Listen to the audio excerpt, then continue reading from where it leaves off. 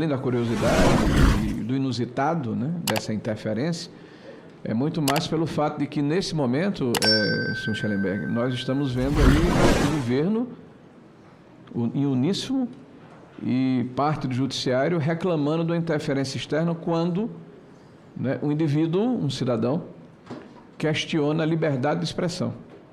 Ele não veio aqui dentro das nossas instituições para dizer como nós temos que nos comportar. Ele está questionando liberdade de expressão. Bom, uma outra pergunta que eu faria aos senhores, eu vou me dirigir aqui ao Schellenberg, né? Foi dito também aqui que o senhor Felipe Neto, que é um conhecido influencer aqui no nosso Brasil, ele teve um nível de interferência, né, a ponto de ter reuniões com o Twitter, o antigo Twitter, o atual X, né, para definir quem vai ficar ou não na rede ou propor exclusão de pessoas. Esse procedimento é um procedimento corriqueiro, ordinário, ou é uma situação excepcional em função do viés ideológico da proximidade do Felipe com dirigentes daquela época? Eles fizeram muito lá nos Estados Unidos também. Tinha privilégios especiais para certas pessoas, dar conselhos a Twitter a como tratar certos assuntos. Era muito comum. Okay. E também era uma maneira de influir o Twitter. Os ONGs, eles tentavam de mudar as regras internas, que se chama os Terms of Service, não sei, esses termos de serviço. Mudar, e depois o FBI, o Departamento de Segurança da Pátria e os ONGs que eles apoiavam, eles disseram, essa pessoa está em violação de seus termos de serviço. Então era uma manipulação completa. Uma outra pergunta, eu vou tentar fazer isso mais em 3 minutos, porque eu tenho muito tempo para falar. Essa questão de leitura de hashtags ou de dados cadastrais, isso eram decisões judiciais, porque me parece que foi dito, eu não sei se foi pelo Elon ou foi o David, de que essas posições eram passadas ao Twitter para que eles dissessem aos usuários que haviam sido impactados que isso era uma política do próprio aplicativo e não uma decisão de um juiz. Vocês têm como algum documento que corrobore essa afirmação ou esse comentário? Muito do que o Musk tem falado agora ainda precisa ser investigado, né? Ele tem feito sérias acusações sobre essa questão de entrega de solicitações extrajudiciais para os tribunais superiores. Então, não seriam decisões jurídicas, mas apenas notificações para a empresa. E isso que ele falou realmente é muito forte, né? Dizer que o Twitter seria obrigado a censurar perfis sem dizer que foi a Suprema Corte, né? Que foi um tribunal que solicitou isso, né? Mas, por enquanto, isso, vou dizer que é apenas uma denúncia do Elon Musk e que eu acredito que o Brasil tem capacidade de investigar isso. Sim.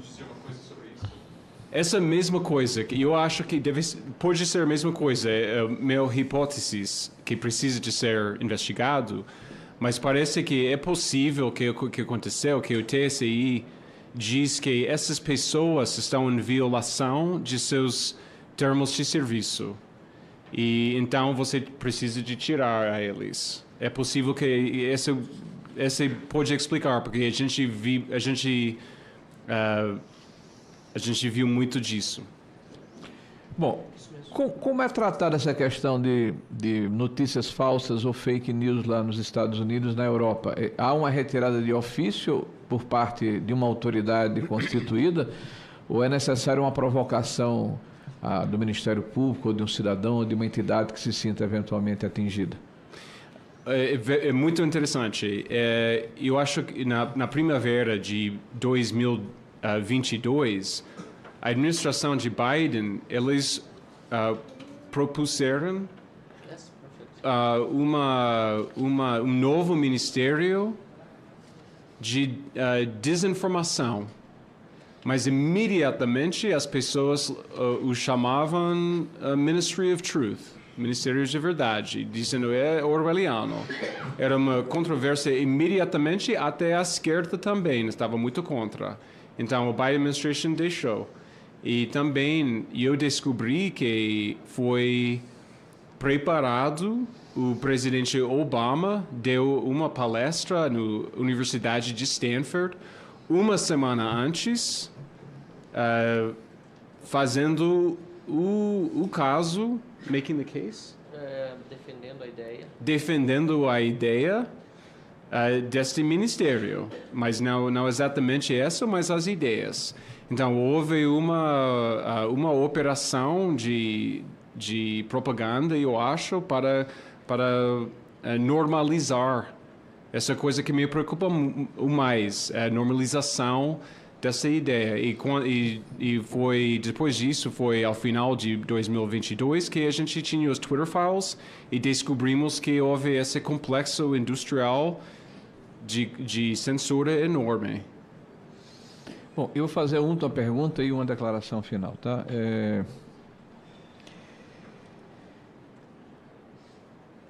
Nós estamos vendo aí claramente que há um processo que está acontecendo no mundo inteiro, esse debate, essa questão de como se trabalha com as novas tecnologias que são em redes sociais.